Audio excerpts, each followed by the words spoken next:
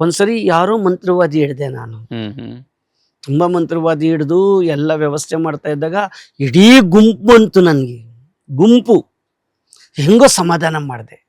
ಆಮೇಲೆ ಅವನು ದುಡ್ಡು ಕೊಟ್ಟಿದ್ದೆಲ್ಲ ಆದ್ಮೇಲೆ ಕೊನೆಗೆ ಎಲ್ಲಿಗೆ ಹೋದ್ರು ಅಂದ್ರೆ ಅವನಿಗೆ ಟಿವಿಗೆ ಹಾಕ್ಬಿಟ್ಟೆ, ಯೂಟ್ಯೂಬ್ಗೆ ಹಾಕಿದಾಗ ಅವನ ಬಗ್ಗೆ ಇದ್ದಂತ ಜನ ಎಲ್ಲ ಡೌನ್ ಆಗ್ಬಿಟ್ರು. ದುಡ್ಡು ಕೊಟ್ಟಿದ್ದರೆಲ್ಲ ಅವನಿಗೆ ಅವಮಾನ ಮಾಡಕ್ ಮಾಡ್ಬಿಟ್ರು. ಕೊನೆಗೆ ಗುಂಪುಗಟ್ಕೊಂಡು 35 ಲಕ್ಷ ಸುಪಾರಿ ಕೊಡ್ತಾನೆ ಧರ್ಮದ ಹೆಸರಿನಲ್ಲಿ. ನೋಡಿ, ಆ ಮಂತ್ರವಾದಿ ನಾನು ಮೋಸ ಮಾಡಿದ್ದ ಅವನು ಹೈಲೈಟ್ ಮಾಡ್ಲಿಲ್ಲ, ಅದನ್ನ ಬಿಡಿಸ್ಬಿಟ್ಟ. ಇಲ್ಲಿ ಇದ್ರ ಹೆಸರಿನಲ್ಲಿ, ಇವರು ಧರ್ಮದ ಹೆಸರಿನಲ್ಲಿ, ದೇವ್ರ ಹೆಸರಿನಲ್ಲಿ ನಮ್ಮನ್ನೆಲ್ಲ ಸುಲಿಗೆ ಮಾಡ್ತಾ ಇದಾರೆ ಅಂತ ನನ್ನ ಮೇಲೆ ಅಟ್ಯಾಕ್ ಮಾಡ್ದ. ಇನ್ನೊಬ್ಬ ವ್ಯಕ್ತಿ ಏನ್ ಮಾಡ್ದ ಅಂದ್ರೆ, ಒಬ್ಬ ಮಂತ್ರವಾದಿನ ಹಿಡಿದಿದ್ದೆ, ದುಡ್ಡು ಕೊಡಿಸ್ದೆ, ಇವ್ರು ನನ್ನ ಮೇಲೆ ಕಲ್ಲಾಗ್ತಾ ಇದಾರೆ ಅಂತ ಒಂದು ಗ್ರೂಪ್ ಕಟ್ಕೊಂಡ್ರು.